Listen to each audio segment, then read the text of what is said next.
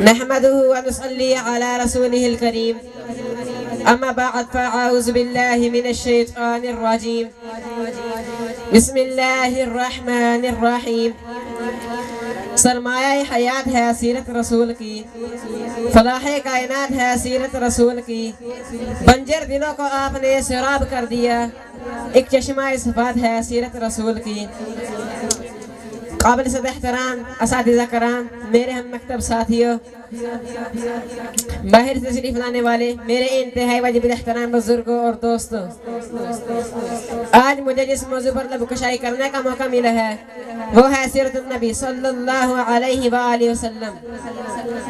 عزیزان گرامی، یہ تو وہ موضوع ہے جس کے بیان کے لیے ساری دنیا کے درختوں کو قلم بنا دیا جائے، سمندروں کے پانی کو روشنائی بنا دیا جائے، زمین سے آسمان تک کے خلا کو اوراق بنا دیا جائے، تو یہ گمان کیا جا سکتا ہے کہ قلم ختم ہو جائیں گے، سمندر کا پانی خشک ہو جائے گا، زمین سے آسمان تک کا خلا پر ہو جائے گا، لیکن ہمارے پیارے نبی صلی اللہ علیہ وآلہ وسلم کی سیرت پاک مکمل نہ ہو پائے گی۔ زندگیاں بیت گئی اور قلم ٹوٹ گئے، تیرے اوصاف کا کباب بھی پورا نہ ہوا۔ سامعین محترم، ایک مومن کے لیے، ایک مسلمان کے لیے، ایک کلمہ گو کے لیے نبی کریم صلی اللہ علیہ وآلہ وسلم کی ذات گرامی کے ہر لحاظ سے مرکز و محور ہے، وہ ایمان قاد کا منبع ہے۔ یہ زمین و آسمان، یہ طرفین، یہ مشرقین، یہ مغربین نبی کریم صلی اللہ علیہ وآلہ وسلم کی ذات کے اندر گم ہے۔ اس کے قیلت کی آن ہر رنگ و بو میں اور لعل و گل میں، مہکتے ہوئے چمن میں کلیوں کی جھڑک میں، بلبل کی چہک میں، ہواؤں کی لہر میں نبی کریم صلی اللہ علیہ وآلہ وسلم کے جلوے دیتی ہے، مگر نبی کریم صلی اللہ علیہ وآلہ وسلم تو براء البراء ہیں، ہماری پہچان کے حد سے بھی بالا تر ہیں۔ جو فلسفیوں سے کھل نہ سکا اور نقطہ بنا سے حل نہ ہوا، وہ راز کملی والے نے بتلا دیا چند اشاروں میں۔ عزیزان گرامی، آج کا ترقی یافتہ دور ایٹم اور منطق کا دور ہے، خرد کی پرواز ہے، چاند پر کمندیں ڈال دی، سائنس نے مریخ کو مسخر کرنے کا دعویٰ کیا، لیکن زیبقار آئیے آج سے 14,000 سال پیچھے چلتے ہیں، جب آج کا سیارہ نہ تھا، جب آج کا طیارہ نہ تھا، ایٹم کی ہم آہنگی نہ تھی، مشینوں کی کڑکڑاہٹ کا کہیں دور دور تک نام و نشان نہ تھا۔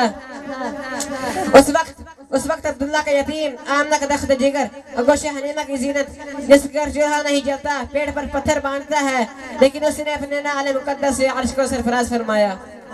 نفرت کی اڑانے ماند پڑ گئی، جبریل کی پرواز تھم گئی، لیکن اسے تو عرش بھی قابل احترام سمجھتا ہے۔ حضور آئے تو سر آفرینش پا گئی دنیا، اندھیروں سے نکل کر روشنی میں آ گئی دنیا، سوتے ذہنوں کا زنگ اترا، مجھے چہروں پہ نور آیا، حضور آئے تو انسانوں کو جینے کا شعور آیا۔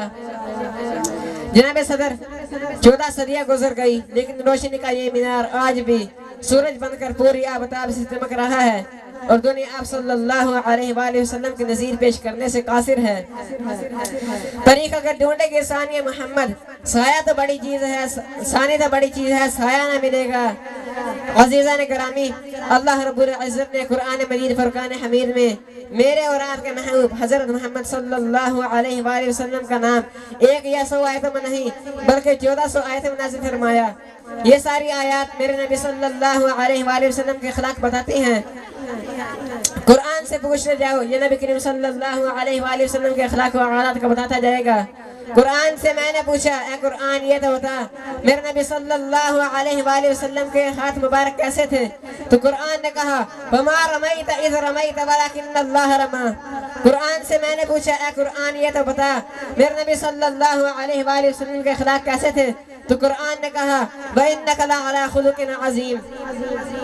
عزیزان گرامی، جس کی سیرت کی شان قرآن یعنی کلام اللہ گواہی دیتا ہو، اس کی سیرت کی شان مجھ جیسا ادنا کیسے بیان کر سکتا ہے؟ فقط اتنا کہوں گا کہ ہمارے پیارے نبی صلی اللہ علیہ وآلہ وسلم کی زندگی ہمارے لیے مکمل ضابطہ حیات ہے۔